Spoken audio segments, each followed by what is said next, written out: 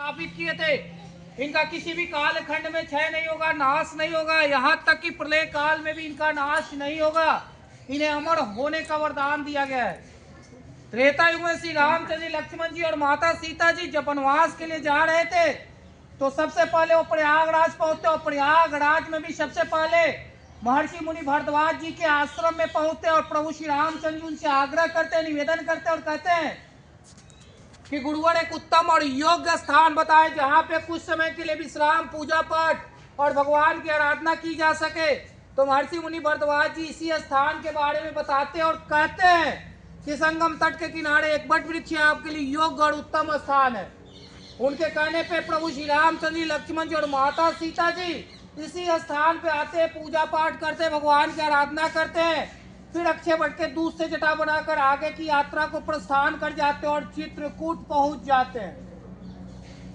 चित्रकूट में लगभग 11.5 साल की अवधि बिताते हैं। जैसे ही 11.5 साल की अवधि समाप्त हो जाती है तो पंचवटी चले जाते हैं। जब पंचवटी पहुंचते तो वनवास का आखिरी काल होता है, आखिरी समय होता है। उसी समय माता सीता का हरण रावण के द्वारा हो जाता है और रावण का वध प्रभु श्री रामचंद्र जी के हाथों होता है। इसी के साथ वनवास पूर्ण हो जाती है। जैसे ही वनवास पूर्ण हो जाती है तो माता सीता प्रभु श्री रामचंद्र जी से आग्रह करती है, निवेदन करती है और कहती है कि प्रभु, जहाँ से हम अपनी वनवास की यात्रा की शुरुआत किए थे उस स्थान पर पुनः हमें एक बार और चलने चाहिए। तो वनवास खत्म होने के बाद या 14 वर्ष बाद फिर से इस स्थान पे श्री रामचंद्र जी, लक्ष्मण जी और माता सीता जी आते, पूजा पाठ करते, भगवान की आराधना करते।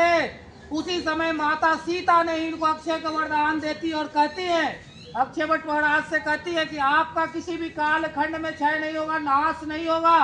चाहे पूरी सृष्टि का क्षय हो जाए, आप अक्षय रहेंगे। उसी समय से अक्षय वट के नाम से जाने जाते हैं। दर्शन वहां से करें या दर्शन यहाँ से करें, ये नजदीक से करेंगे तो कोई ज्यादा बड़ा फल नहीं मिलेगा और ज्यादा आपको छोटा नहीं मिलेगा, सबके लिए बराबर है। तो अक्षय वट के दर्शन मात्र से ही जो मोक्ष के रास्ते प्रशस्त हो जाते हैं, खुल जाते हैं। पहले इस स्थान पे साधु संत, तपस्वी, ऋषि मुनि, यहाँ तक कि देवी देवता और भगवान भी आते थे, पूजा पाठ करते थे, तपस्या करते थे, क्योंकि शुरू से तपोस्थली रहा है। इनकी उत्पत्ति भी तपस्या से हुई है। यहाँ पे भगवान की ज्ञान की प्राप्ति हुई है। जैन धर्म के प्रथम तीर्थंकर आदिनाथ भगवान की ज्ञान की प्राप्ति इसी स्थान पे हुई है। स्कंद पुराण में वर्णित है। हवन कुंड का स्थान है आप लोग के सामने जो है। बटमुलेति विख्यातम सर्वदेवर्षि सम्मतम मैत्रेष्टम ब्रह्म देवन कर्तुना दास्येन। इसका अर्थ ये है कि जितने भी देवी देवताएं थे इस स्थान पे आते थे, पूजा पाठ करते थे, तपस्या करते थे। ब्रह्मा जी इस स्थान पे 10 बार यज्ञ किए हैं और विष्णु भगवान बाल मुकुंद रूप में महर्षि मार्कंडेय जी को इन्हीं अक्षय पत्रों के ऊपर से दर्शन दिए थे।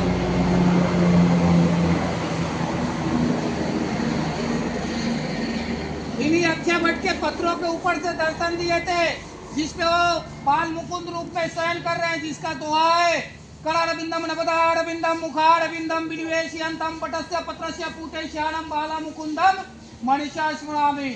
और प्रभु श्री रामचंद्र जी को खोजते खोजते इस स्थान पे भरत जी भी आए थे, पूजा पाठ करके वापस लौट गए थे। इनको बीच बीच में क्षय पहुंचाने की बहुत बार कोशिश की गई। 17वीं शताब्दी में मुगल बादशाह औरंगजेब के द्वारा इन्हें 26 बार कटवाए भी जाते हैं। उसके उपरांत इनमें आग लगा दिया जाता है। बहुत समय तक ये आग में जलते रहते हैं। लेकिन जिनको अक्षय का वरदान मिला उनका क्षय नहीं हो सकता है, नाश नहीं हो सकता है और अपने विशाल रूप में हम लोग को दर्शन दे रहे हैं। बोलिए अक्षय वट महाराज की जय।